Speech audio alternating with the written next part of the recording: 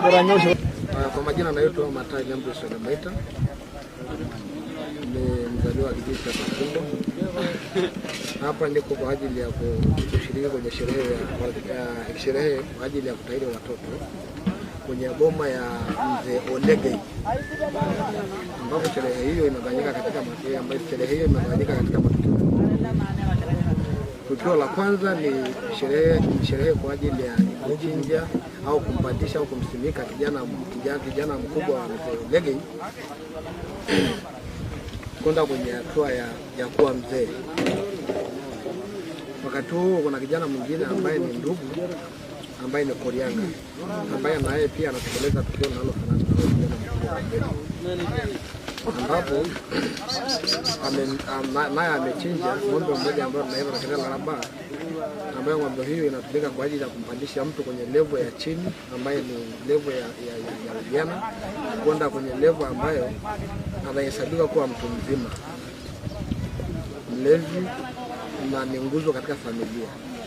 Na wakati huo mtu huyo ataheshimika au atahesabiwa katika jamii ya Kimasai kwamba ni mtu ambaye amepandishwa kutoka kwenye levo ile ya chini ya ujana kwenda kwenye levo ya uzee. Sherehe hiyo ilianza kwenye hatua ya awali jana tarehe 17 kwa ajili ya kuja kukata fimbo maalum ambayo tunaita kwa lugha ya Kimasai ya ngudi esha tekeje leo.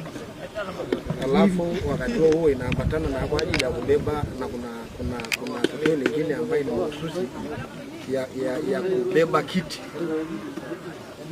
kwa ajili ya yule kijana mwingine wa rika la Korianga ambayo kwa majina yake kidogo. Matukio haya yaliambatana katika majira ya jioni jana jioni tarehe 17, ambapo sherehe ilianza rasmi. Watu walisherehekea usiku mpaka asubuhi. Kama kijana wa Tanzania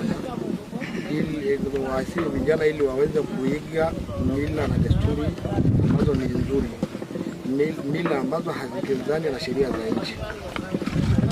Tufuate maadili mazuri ambayo yanatupasa tuweze kuyafuata ili tuweze kufuata sheria za nchi, ili tuweze kuishi kwa amani na kila mtu atambue